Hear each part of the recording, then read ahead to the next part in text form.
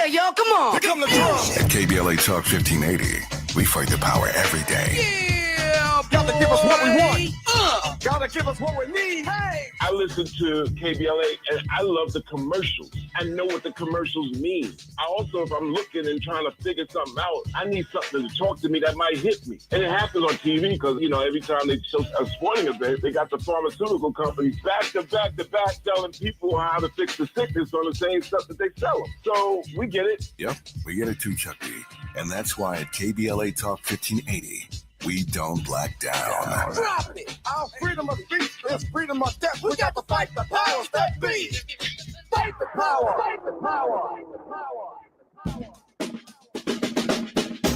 Shine, flies, no time to waste while it's passing you by. Shine, flies, be patient, 'cause good things happen in time. We gon' get it right, we gon' get it right, we gon' get it right. We gon' get it right. Protests and anthems, yes, we chanting a movement of people. It's like we dancing to the ministry of. It's the energy of, in memory of them that we love. The trinity of the people, the peace, the power, the truth. We speak the powers even louder. We can say it blacker, we can say it prouder. A woman vice president that went to Howard. Now we talk helping black businesses, and our differences is magnificent. Bringing light to the poor where the prisons is. I was told good life is where forgiveness lives. The ascension is to leave what's left behind and feed the seeds with deeds that bless the mind, caress the mind, and question justify. With you and God in time, my best align. Shine, flies, no time to waste while it's passing you by. Shine, flies, be patient, 'cause good things happen in time. We gon' get it right, we gon' get it right. We gon' get it right. That's right. We're going to get it right. I'm Dr. Nii-Quartelai Quartey, and you're listening to A More Perfect Union on KBLA Talk 1580. I'm your host and Chief White House Correspondent. I'm in touch, and so you be in touch. Follow me on all the social media platforms at Dr. Nii-Quartelai. All you got to do is type in Dr. Nii-Q, D-R-N-I-I-Q. That's it. And I should pop right on up. You ain't got to spell it all out. But if you can, thank you. I appreciate it. Also, be sure to download the KBLA app to listen to us live or on demand, or you can even tell Alexa to play KBLA Talk 1580. I know my family can listen to me on YouTube. They do listen to me on YouTube because my auntie just texted me. Hi, auntie.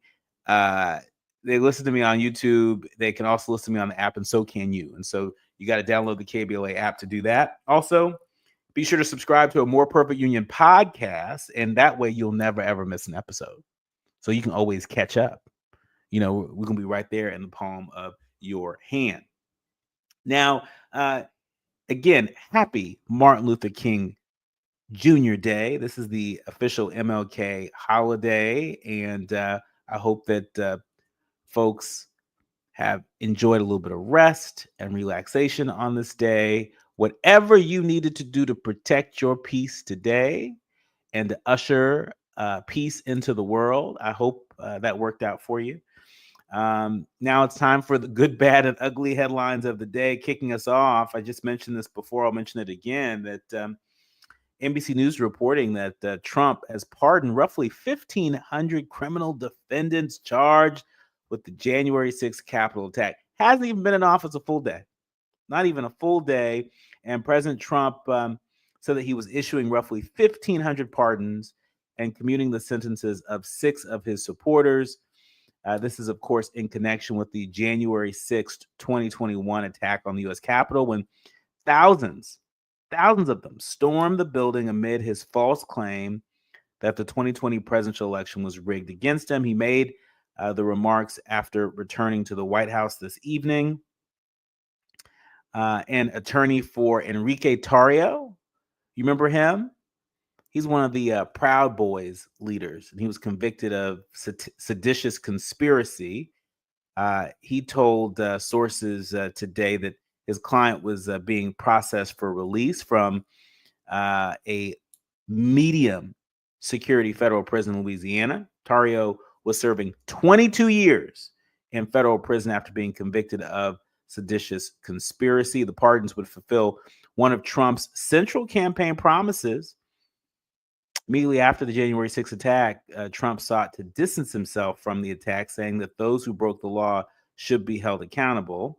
Clearly, he has changed his tune on that. But wow, not even a full day in office, 1,500 pardons to the January 6th insurrectionists. If that's what you voted for, you got what you voted for. And if you didn't show up to vote, you still got what you didn't say no to. Just saying. Moving along, under the rotunda, a historic concentration of wealth saluting Trump. The Washington Post reporting that the Capitol Rotunda was a concentration of wealth so rare as to be historic. A cast of folks worth more than $1 trillion gathered behind Donald Trump as he was sworn in as the nation's 47th president, delivering a standing ovation and implicitly pledging their support to his agenda as he declared plans to expand U.S. territory, to cast aside transgender rights, and end, quote, radical political theories in the U.S. military. They joked with each other. They pumped fists at Trump's vow to plant the U.S. flag on Mars. They showed in unusually raw and transparent form the hierarchy of the new Trump era in American life. Who were these people, you might be wondering? Well, you might have heard their names before. Some of the world's richest men, including Elon Musk and Google's chief executive, Sundar Pichai. I think I got that right. They were there. Marco Rubio, Trump's pick for Secretary of State, sat next to Priscilla Chan. That's the wife of Facebook founder Mark Zuckerberg. Rubio was one seat farther from the president. And so, this is the cast. This is the cast. They say you can learn a lot about a person from the company that they keep. And I didn't see a lot of everyday people seated in the Capitol Rotunda. I didn't see a lot of everyday people on that stage. I didn't see a lot of people that didn't have no money. So I'm just saying, for the folks out there that believe that this president was elected to represent the interests of everyday people, okay. The question is, does out of sight, out of mind apply? Time will tell. And you better believe we're going to keep our eye on that. Moving along, Trump rescinds a Biden-era order promoting voter registration as he wasted little time signing a whole slate of executive orders. One of the 78 Biden-era executive orders that Trump rescinded just today at the Capital One Arena via executive order called upon federal agencies to promote voter registration efforts. GOP officials claim that there is no substantial evidence that through this order, the Biden administration overstepped its authority and tried to generate more Democratic voters. Federal law, however, banned federal employees from favoring one political party over another when promoting voter registration. And the now rescinded order covered longstanding federal agency voter registration efforts that are authorized under federal law, including the State and Defense Department helping eligible military members and other U.S. citizens living abroad to vote. And so who voted for that?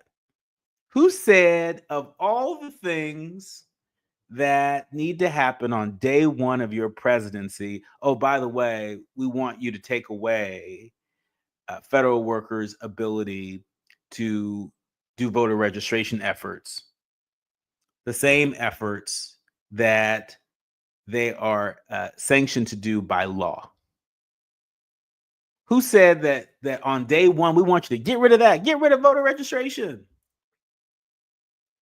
What's that going to do to put more money in your pocket for all the people who were concerned about the economy? What does this do? Connect the dots.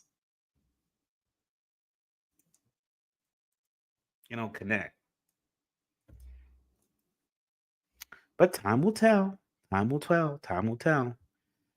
And in other news, if you're out there living your best Ozempic or Wegovy or Mounjaro or whatever weight loss drug life, then you probably might have heard that weight loss drugs reduce the risk of Alzheimer's, at least according to a large study that was just released. When we come forward, we're going to talk to one of our experts, Dr. Macy Smith. She's a proud HBCU alum of South Carolina State University, receiving both her bachelor's in social work and master's in rehabilitation counseling. She has her doctorate in higher education leadership from Nova Southeastern University. She's a licensed gerontology social worker and an award-winning Alzheimer's and dementia educator, and author of with more than 20 years of experience working with aging and vulnerable populations. We're talking to the right person about some of the biggest headlines that are trending related to Alzheimer's and other forms of dementia. You're listening to and streaming A More Perfect Union on KBLA Talk 1580. More with Dr. Macy Smith when we come forward.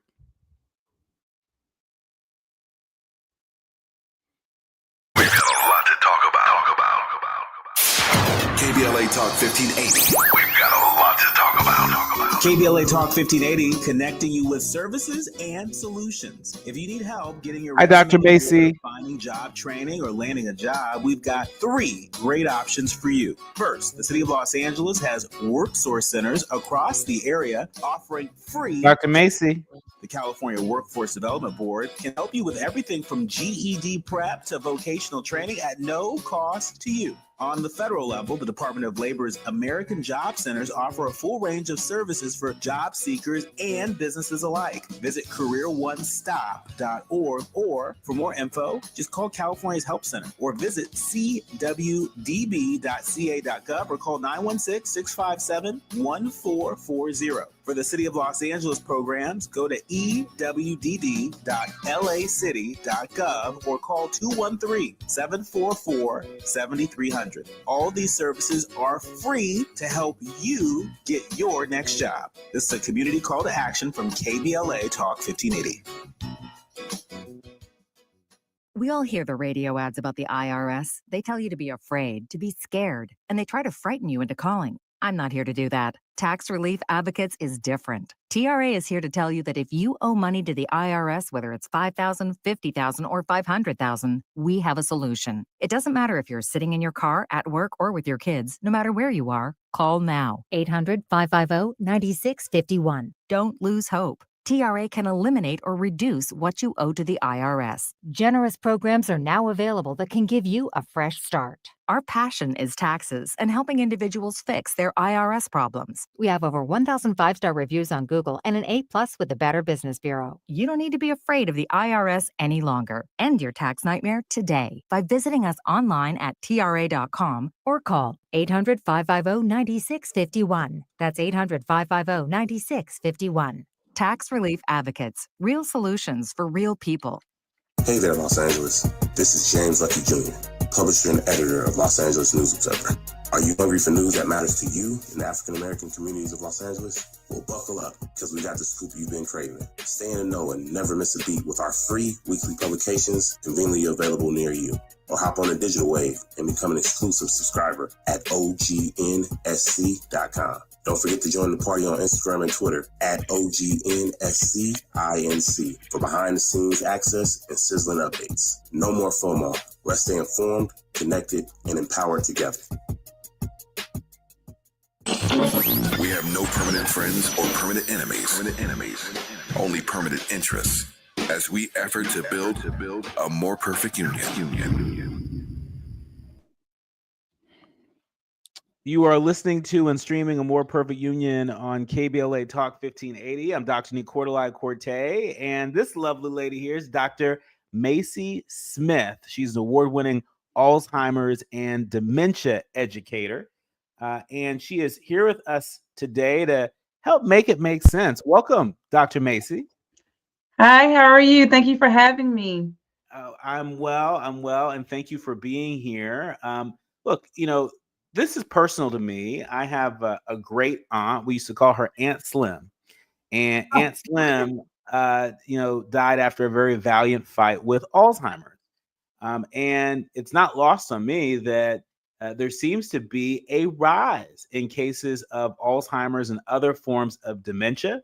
And so, we like to peddle in facts and not fiction here. And so we wanted to bring you on to give us a sense of what is happening in the landscape when it comes to Alzheimer's and dementia, particularly as it pertains to Black and Brown communities. Yeah, thank you so much for having me and for covering this topic. What we know now that we did not know then, and when I say then, I mean 20, 30, 40 years ago, is that approximately a third of the dementias that we see could possibly be prevented with lifestyle changes. Now, when I say types of dementia, there are more than 100 causes or 100 types of dementia. Dementia itself is not, in and of itself, is not the actual diagnosis or the disease factor. It is neurocognitive disorder, Alzheimer's type, neurocognitive disorder, vascular type. So there's something that causes the forgetfulness, the memory loss.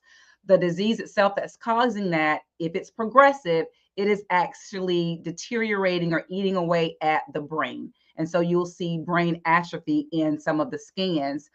If a person does take scans throughout the course of the disease process, you'll see the atrophy happening. We know that African Americans are twice as likely to develop Alzheimer's disease than our Caucasian counterparts. Primarily, that's due to lifestyle. Lifestyle is after age. Age is the number one contributing factor. But after that, then it's lifestyle. If you have a chronic illness such as high blood pressure, diabetes, those elements do increase your risk. And we think about, Black and Brown communities where we're living.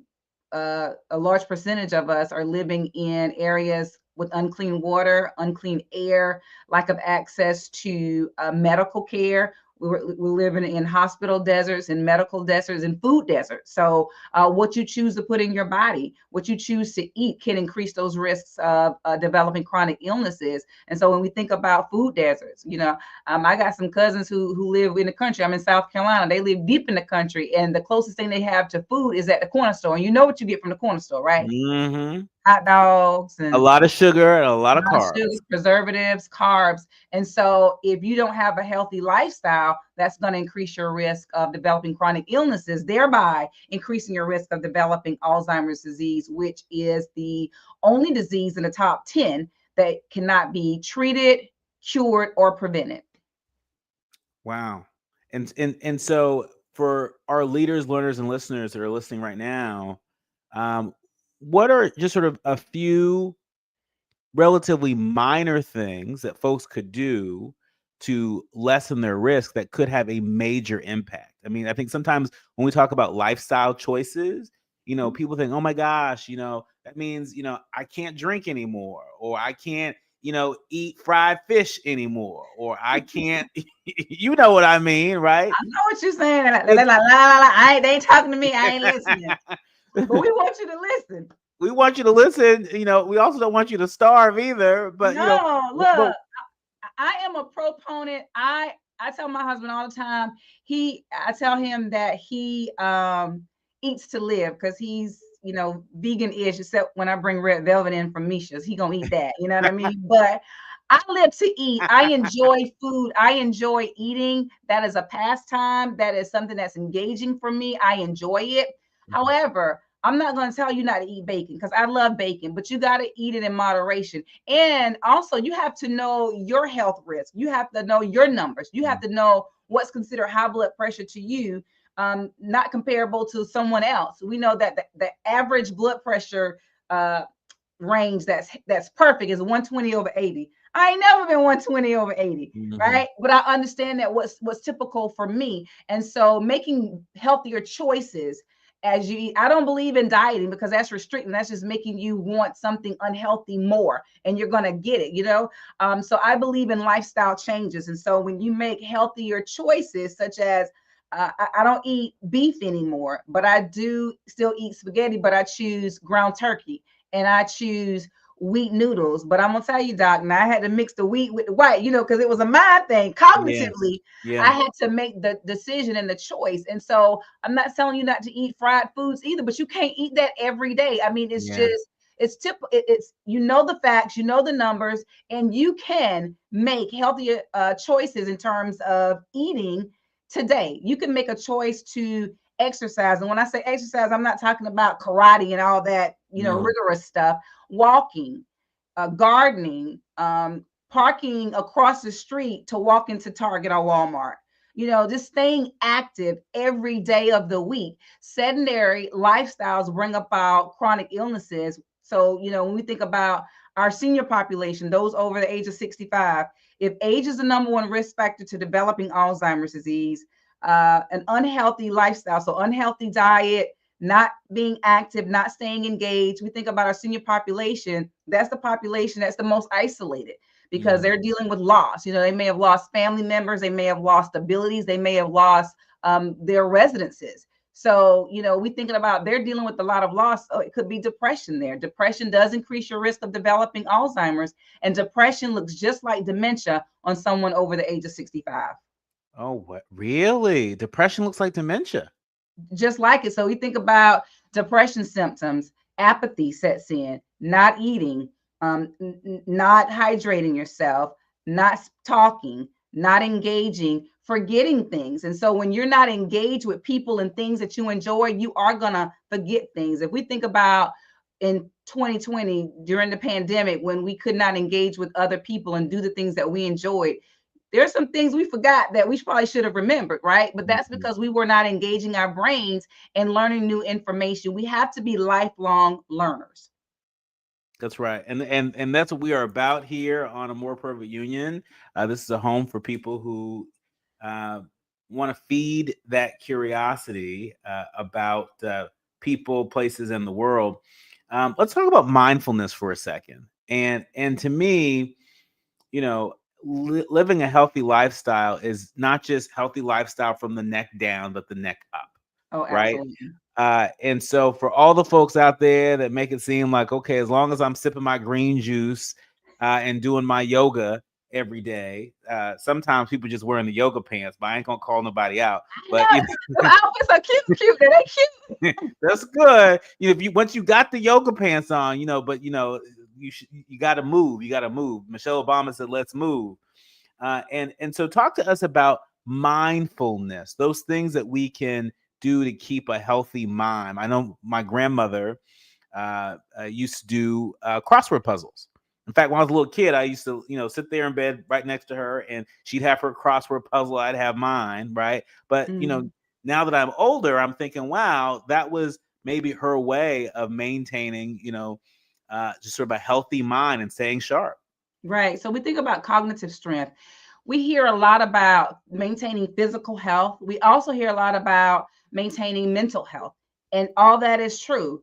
But none of that can happen if we're not cognitively healthy. How you think about things, as you say, that mindfulness, being a lifelong learner. When we talk about cognitive strength, you have to work that brain. If you don't use it, you lose it. And so being a lifelong learner, learning new information, which is another element that could reduce your risk of developing Alzheimer's, or if you're in line to get Alzheimer's disease and you get it because it's based on your particular case, maybe based on genetics or whatnot, it could delay the onset of dementia, the symptoms that you see. And so learning new information, reading a new book, stop looking at the same Lifetime movies like I do and cry at the same point as you cry every time, right? That ain't doing nothing for your brain, right? Whenever you learn something new, you're firing off those neurons, you're building cognitive reserve, learning a new language, learning to play a new instrument, Also, we talked about crossword puzzles. So let me tell you this. There is a difference between crossword puzzles and word find. Word find, you ain't doing nothing but circling the word that you already see. You're not thinking about anything. So it's the crossword puzzles that really make a difference. And I'm gonna tell you that I don't do those because I can't never get the answer right. So I'm thinking and still not accomplishing anything, but I know what works for me. Right? That doesn't work for me. Reading and researching and learning new things work for me. And so your grandmother was spot on. And you know what? And I think about our elders. You know, they used to call it old timers, which is not a thing. Now, you can Google it and it's probably going to come up, but it's not a real thing. But it was something to that. It is because age is the number one risk factor to developing it. And it comes with memory loss and forgetfulness. So they knew just enough to be dangerous. They knew just enough to say, oh, I got to do this crossword puzzle so I can keep my mind active and sharp. That is true, but that's because they're learning and they're thinking. That's the key. Well, when we come forward, we're going to dig even deeper into the state of dementia in Black and Brown communities. I'm going to ask Dr. Macy Smith about these weight loss jabs that are linked to reduced risk of 42 conditions, including dementia. And then when we come forward, we'll also be joined with Jason Resendez. He is the president and CEO of the National Alliance for Caregiving, where he leads research, policy, and innovation initiatives to build health, wealth, and equity for America's 53 million family caregivers. We're going to talk about the link between dementia care and caregiving when we come forward. You are listening to and streaming A More Perfect Union on KBLA Talk 1580.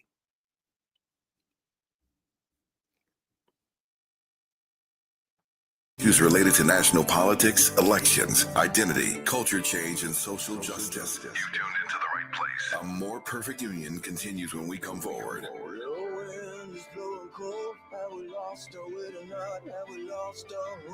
Paging Jason Resendez. How are you? Click on the link in the chat. You're in the wrong room. Special coverage of the presidential inauguration. Right. We're on commercial for the next 5 minutes, and then when we come back, you'll be joining me and Dr. Macy. He says he left out topics like the January 6th Capitol rioters and pardons issued by former President Biden from his inaugural speech. During his address, President Trump acknowledged Martin Luther King Jr. Day and thanked Black and Hispanic voters for their support. Today is Martin Luther King Day, and his honor, this will be a great honor, but in his honor, we will strive together to make his dream a reality. Trump says his message to Americans is that, quote, it is time for us to once again act with courage, vigor, and vitality of history's greatest civilization, end quote. The president gave his remarks in the Capitol Rotunda due to the ceremony being moved indoors because of freezing temperatures. With continuing coverage of the presidential inauguration, I'm Amber Payton on the Black Information Network, your home for Black News First. Mission Hills, 405 northbound. The freeway remains shut down due to the fire burning north of Rinaldi. However, here's the new diversion. Highway Patrol said that they are going to send you onto the 118. 118 eastbound, backing up pretty hard. Getting out of the Granada Hills area from just before Woodley all the way to the 5. The 5 northbound becoming busy and stretches out of Sun Valley from Lancashire all the way to the 405 merge in Sylmar. And the 170 northbound also backing up from Roscoe to that 5 merge. The 210 westbound still in pretty decent shape as an alternate. A little crowded at McClay Street, but nothing major. It's wide open all the way to the 5. And those are your options if you're heading into the Newhall or Santa Clarita areas. Some good news in Pasadena. This earlier crash on the 210 westbound coming up on Lake has been cleared, but now 210 west at the 134, it's another wreck in the left lane. Overall slowing out of Arcadia from Santa Anita Avenue. Shop limited time deals during Lowe's Pro Savings Days. Get a free adjustable stand when you buy a DeWalt 12-inch miter saw. That's a $229 value. Valid 113 through 124 while supplies last. Is this the time? This is the KBLA Sports Minute with Ray Richardson. I'm a bad man. After the Lakers lost to the Clippers Sunday night, LeBron appeared to throw some criticism at Lakers management. LeBron said, and I quote, "The way our team is constructed, we have to play close to perfect basketball to win.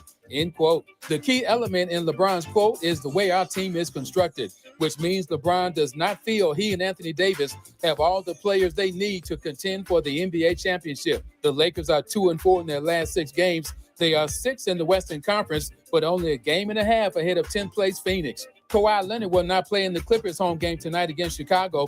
Leonard has been advised to sit out back-to-back games to rest his right knee. He had 19 points in 24 minutes last night against the Lakers. In his last 2 games, the improving Leonard is averaging 21 points and shooting 70%. No debates, no speculation, just the info you need. That's your KBLA Sports Minute. I'm Ray Richardson. More news, opinions, and conversation when we come forward on KBLA Talk 1580. Yeah, y'all, come on. Here come the drums. At KBLA Talk 1580, we fight the power every day. Yeah, gotta give us what we want. Gotta give us what we need. Hey. I listen to KBLA and I love the commercials. I know what the commercials mean. I also, if I'm looking and trying to figure something out, I need something to talk to me that might hit me. And it happens on TV because, you know, every time they show a sporting event, they got the pharmaceutical companies back to back telling people how to fix the sickness on the same stuff that they sell them. So we get it. Yep, we get it too, Chuck B. And that's why at KBLA Talk 1580, we don't black down. Drop it. Our freedom of speech is freedom of death. We got to fight the powers that be. Fight the power. Fight the power.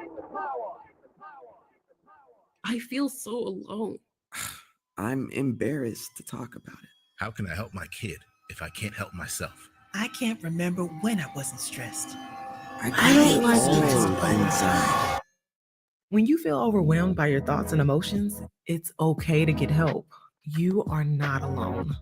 CalHope is here for you with free, safe, and confidential mental health resources for youth, young adults, families, and you. Find support now at calhope.org. If you're living with dry age-related macular degeneration or dry AMD, you may be at risk for developing geographic atrophy or GA. GA can be unpredictable and progress rapidly, leading to irreversible vision loss. Now there's something you can do to slow it down, get it going slower. Izervay is proven to slow GA progression. Izervay gets GA going slower. Izervay or avacincaptad pagel is a prescription eye injection used to treat GA. Don't take it if you have an infection or active swelling in or around your eye. Izervay can cause eye infection, retinal detachment, or increased risk of wet AMD. Izervay may temporarily increase eye pressure. Your vision may be impaired after an eye injection or exam. Don't delay. Ask your doctor about Izervay today. Izervay gets GA going slower. Visit Izervay.com. That's IZERVAY.com. Hit me! National News The Consequence. Informed opinion. And analysis beyond the headlines. You're listening to A More Perfect Union on KBLA Talk 1580. You are listening to and streaming A More Perfect Union on KBLA Talk 1580. I'm Dr. Nii-Quartelai Quartey, and really delighted to welcome to the show Jason Resendez. He's the president and CEO of the National Alliance for Caregiving. He is joining the conversation already in progress with Dr. Macy Smith, who's an award-winning Alzheimer's and dementia educator. She is an author, and it's a new year. And so we all have an opportunity to do it differently. And in that spirit, I wanted to have these two leaders on the front lines on the show today to really share with us the state of dementia in Black and Brown communities and connect the dots between the state of dementia and the state of caregiving in our country. And so, Jason, Dr. Macy and I have been, sort of talking about the work that we can all do from the neck up and neck down to mitigate our risks as it relates to dementia. But give us some flavor as to what the state of caregiving is looking like in this country. Just today, obviously, we witnessed a transition of power from the Biden administration and now the Trump administration at odds on a number of issues. Is caregiving one of them? Absolutely. Well, thanks so much for having me, Dr. Quartey, and great to see you, Dr. Smith. Always a pleasure to be in conversation with you. And absolutely, I mean, when we think about the state of caregiving or the state of dementia, they're very much intertwined, right? Dementia is one of the key drivers of caregiving in this country in terms of one of the top reasons why people are enrolled into the role of caregiver.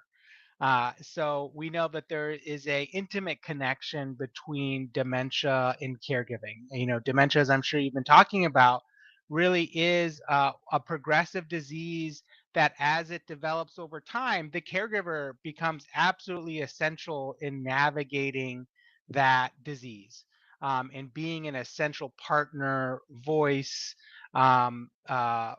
unrecognized healthcare professional alongside the person living with dementia. And so there is really a deep connection between our nation's dementia crisis and our nation's care crisis. They're completely interconnected. As we think about some of the commonalities between dementia and caregiving, I think both are becoming really prevalent, and they are connecting so many different parts of our communities and our families. You talk about the transition of power. We've seen a lot of momentum over the last 4 years in recognition of family caregivers, an executive order, action on a national strategy, visibility from the president's bully pulpit around caregiving and care workers. And so that's all on the line going into this transition. At the same time, one of the most important things to remember about caregiving is that it's our common ground. It doesn't recognize political party. It doesn't recognize geography, race, ethnicity. Care connects all of us. From the moment we take our first breath to the moment we take our last, caregiving is a constant in our lives. And so that's a really powerful opportunity to create common ground and to sustain momentum. In fact, the National Strategy to Support Family Caregivers, which is our nation's first ever national framework that recognizes and drives action in support of family caregivers, was signed by President Trump during his first administration. It has been acted on and driven over the last 4 years by the Biden-Harris administration, but we see this as an opportunity to keep going. We also know that President Trump's father lived with dementia. So there is a connectivity around both the dementia issue and caregiving. Now it's up to us to continue to ensure that that visibility remains high and that we hold the administration accountable for sustaining that momentum and for acting on some of the promises that President Trump made during the campaign. So for example, in one of his last speeches before election night, he talked about the impact of care on families. He talked about the importance of strengthening the Medicare program in support of family caregivers. He talked about passing a tax credit in support of caregiving, right? Caregivers, and this is whether you're caring for someone with dementia or another serious illness, but particularly for dementia, is extremely expensive. Over $7,000 a year in out-of-pocket costs associated with caregiving that is not tax deductible as of today. And so we know there's going to be a big tax debate over the next couple of months and over the next years. President Trump's tax cuts expire, and there's a rush to extend and build on those tax credits. So there are tax cuts. So there'll be an opportunity to think about, well, as we're re-envisioning the tax system and the tax code, how do we better recognize the contributions and value of family caregivers? And so that's all on the table, all really critical for us to be talking about, but talking about it from a point of common ground and trying to build out that common ground so that no matter who's in office, we can act in support of our nation's more than 53 million family caregivers.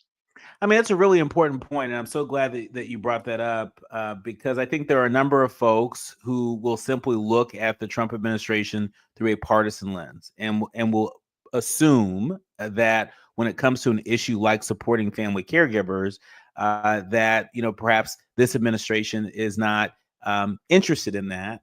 But I appreciate you keeping us honest and saying, well, it passes prologue, not just based upon President Trump's own personal history in terms of his father and his dementia fight, but what the last Trump administration did to move the ball forward on the issues. And so it sounds to me like, one of the first opportunities to move the caregiving agenda forward is going to be the Trump's tax cut, right? And what's in it for the nation's family caregivers. We know that a number of the caregivers are, disproportionately, a lot of, Black and brown folks and increasingly AAPI folks sort of represent a substantial number of unpaid family caregivers in this country. And so that may be an area where, the current administration could actually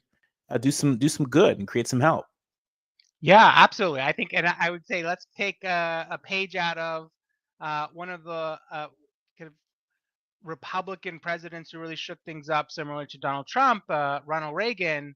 And one of the sayings that Ronald Reagan had was trust but verify, right? And I think that's the approach we have to take with the Trump administration, is trust that he'll make good on his promises to support family caregivers, but be a voice for accountability, and also be cognizant of the bigger picture. So we think tax credits are really critical, and that might be one of the first things that moves, but at what cost, right? How are we going to pay for those tax cuts? And if we're going to pay for those tax cuts by, completely decimating the Medicaid program, then that has tremendous consequences for folks navigating dementia diagnosis, especially lower income Black and brown people. And the same goes to caregiving. The Medicaid is the primary payer of long-term services and supports in this country. Medicaid being an essential resource for family caregivers navigating dementia, Alzheimer's, and other serious illnesses. So that is really worrisome. So we have to think about, okay, let's try to make progress where we can on things like tax credits, but also be mindful of the bigger picture and the larger issues at play, with a particular focus on the future of Medicaid. Dr. Smith, I want to ask you, from your vantage point, based upon a lot of the folks that you come into contact with, and a lot of the folks that you work with, are there some obvious interventions that the federal government could take, that state and local governments could take, that in your view would make a material difference in the lives of folks who are caring for a loved one with dementia or Alzheimer's? I think we got to look at the benefits of our Medicare program. To Jason's point, Medicaid does cover a lot of the long-term services and support. So that means someone coming into the home to provide care. That means the person going into an assisted living community. People are the happiest and the healthiest when they're living in their home and in their natural environment. Something that's a place that's familiar to them, a place that's comforting for them. But what happens is, in order to keep the person at home, there is a huge price tag to pay. And so I think that for me, and just thinking about it simplistically, opening up the Medicare benefits, because there's a group of people that are in the gap. I call them gap generation caregivers. They, the senior doesn't qualify for Medicaid because they make $2 too much, but don't make enough to pay the $25, $30 an hour for a caregiver to come in, or to pay that $5,000-$6,000 price tag a month for an assisted living bed. And so I think we need to really look at the Medicare benefits and being able to better support the Medicare beneficiaries and their caregivers, because sure enough, when we talk about the number of individuals living with Alzheimer's disease to the sum of almost 7 million, there's another person that needs to be added to that, either one or two people, and that's the family caregiver, because as the disease progresses, they're not going to be able to live independently. So who's going to provide that care? And we're not considering the invisible patient here, and that's the family caregivers. The invisible patient, you said it, you hit the nail on the nose. When we come forward, final thoughts from Jason Resendez, the president and CEO of the National Alliance for Caregiving. We're also joined with Dr. Macy Smith, award-winning Alzheimer's and dementia educator. You are listening to and streaming A More Perfect Union on KBLA Talk 1580. More when we come forward.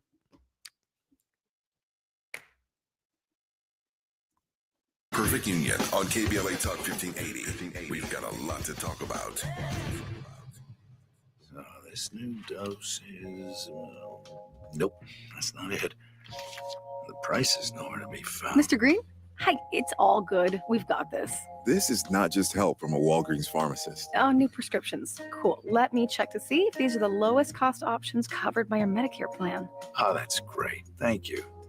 This is someone supporting you every step of the way. Chat with a pharmacist today to find help saving. This is the human kind of help. Walgreens. I occasionally have nerve discomfort in my hands, so the things I love to do Let's play something, Grandma.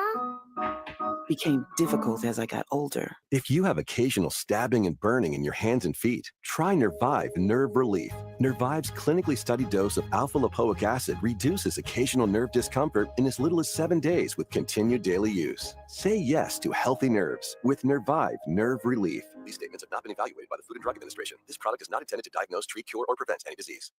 Hey, Mom, I've been meaning to talk to you about some new COVID information I saw online. Uh-huh. I read that 3 out of 4 adults in the United States have a high risk factor for severe COVID-19. And Black folks like us with certain conditions like diabetes, heart disease, mental health conditions, or being 50 and older are at high risk. Boy, you sound like a commercial. I'm just saying. I know you love your ginger teas and essential oils, but remember, there are treatment options for COVID-19. I promise if I get sick again, I'll call my doctor to ask about my options. Joe Montana here. In my football days, I knew the importance of a strong defense. Now I'm sharing how you can help defend your health against pneumococcal pneumonia and invasive pneumococcal disease. Are you 50 or older like me? The CDC now recommends vaccination against pneumococcal disease. Even if you're healthy, your age puts you at increased risk and over 6 times greater risk of hospitalization with pneumococcal pneumonia than adults under 50. Schedule your appointment today at vaxassist.com. Sponsored by Pfizer. KBLA Talk 1580. We've got a lot to talk about. KBLA Talk 1580, connecting you with services and solutions. Worried about eviction? You have rights, and Stay Housed LA can help. Stay Housed LA is a partnership between LA County, the City of Los Angeles, and local service providers. From Lancaster to Long Beach, we're here to help you with tenant education workshops, legal clinics, free legal services for eligible tenants, and online resources about tenant protection laws. Don't face eviction alone. Call our hotline at 1-888-694-0040. That's 1-888-694-0040. Or visit stayhousedla.org. Stay Housed LA, keeping Los Angeles residents in their homes. Stay Housed LA, your rights, your home, our community. This is a community call to action from KBLA Talk 1580.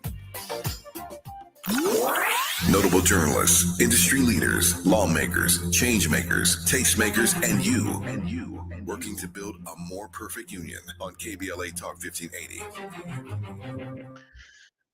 You are listening to and streaming A More Perfect Union on KBLA Talk 1580. He's Jason Resendez, president of the National Alliance for Caregiving, and she is Dr. Macy Smith, award-winning Alzheimer's and dementia educator.